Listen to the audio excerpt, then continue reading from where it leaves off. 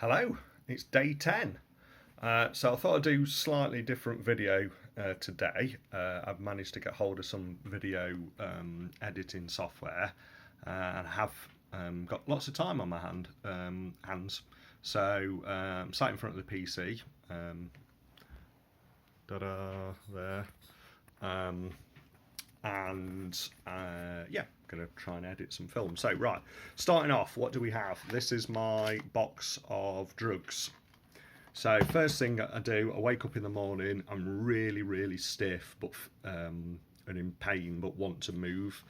So fortunately now I'm making it downstairs and I go and have my breakfast and then come upstairs. Fortunately I'm on to normal forms of going to the toilet.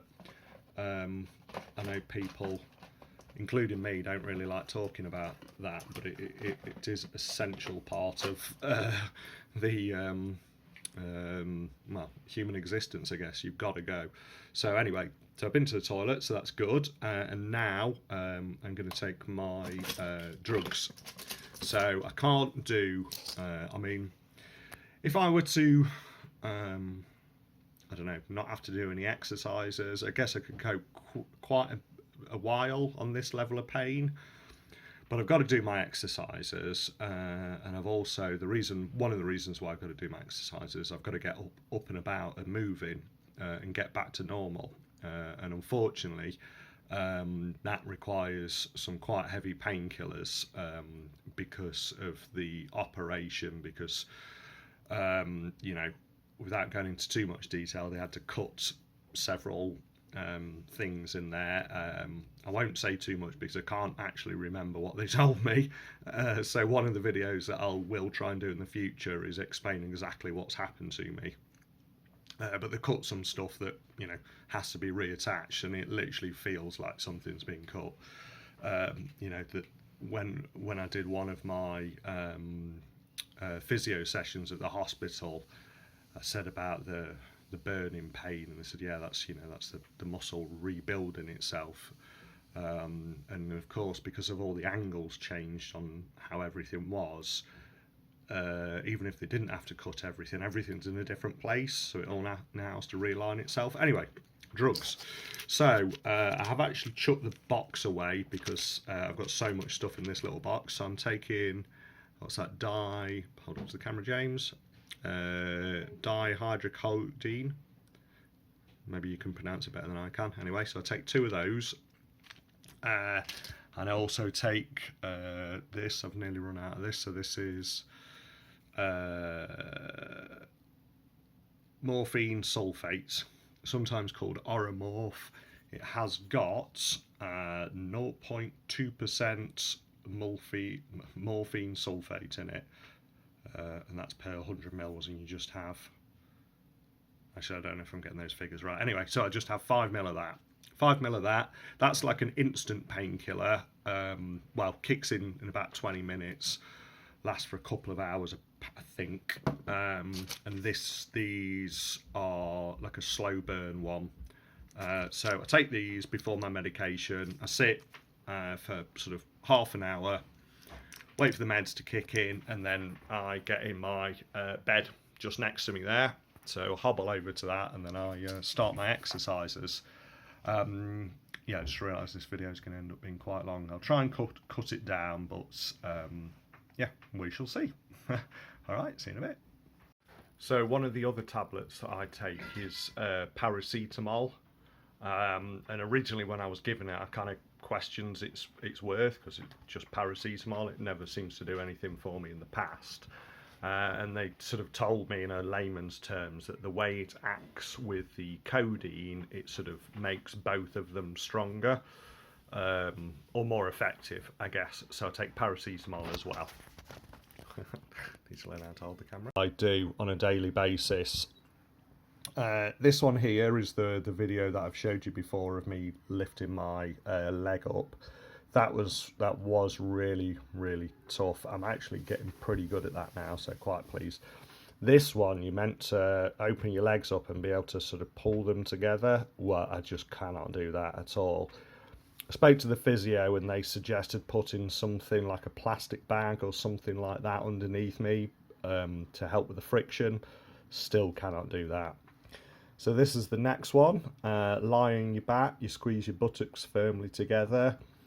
I'm starting to feel like I'm actually doing that.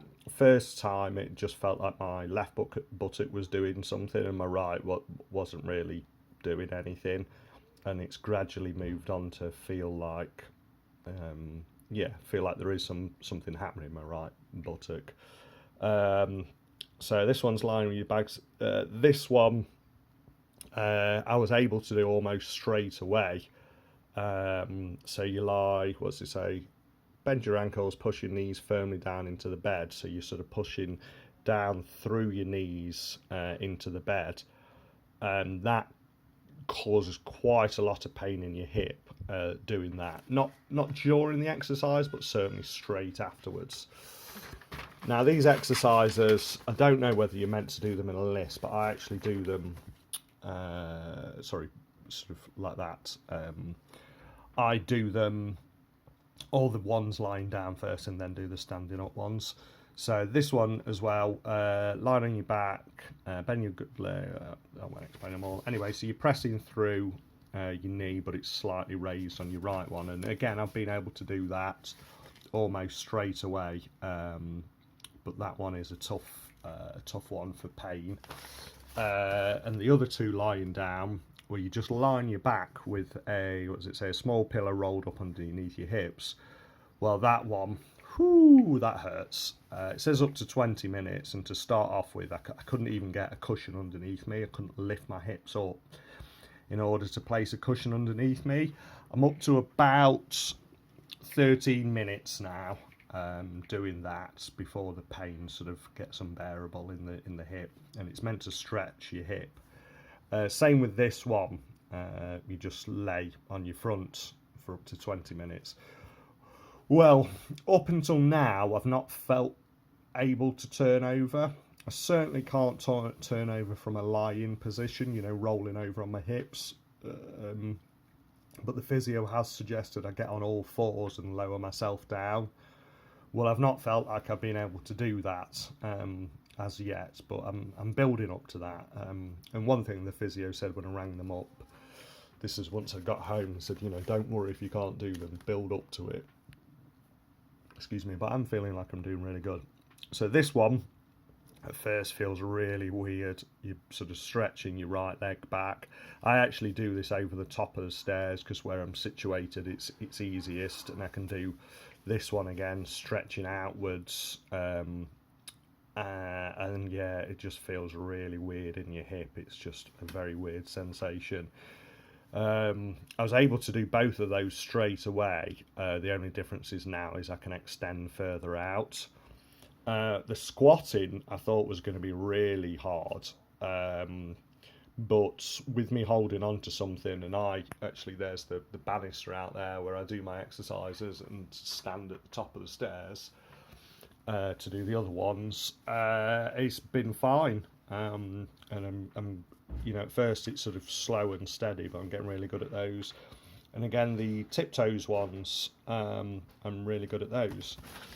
And then the next one is, I don't know what you do if you haven't got stairs. Walk up the stairs and walk down the stairs. Well, what I obviously do, because I already start at the top of the stairs when I do my exercises.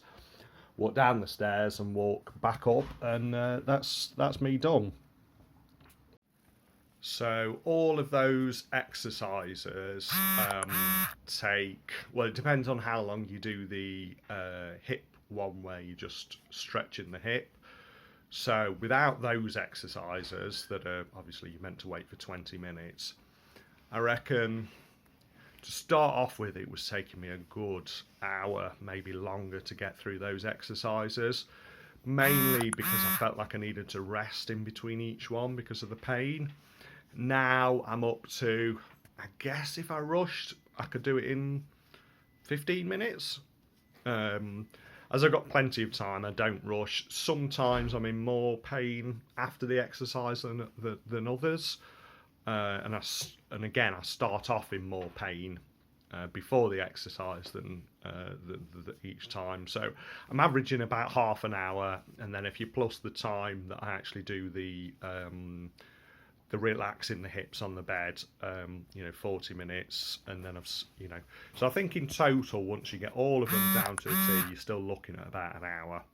And I do that after my breakfast, take my tablets, do my exercises. My lunch, take my tablets, do my exercises. My tea, take my tablets, do my exercises. Rinse and repeat.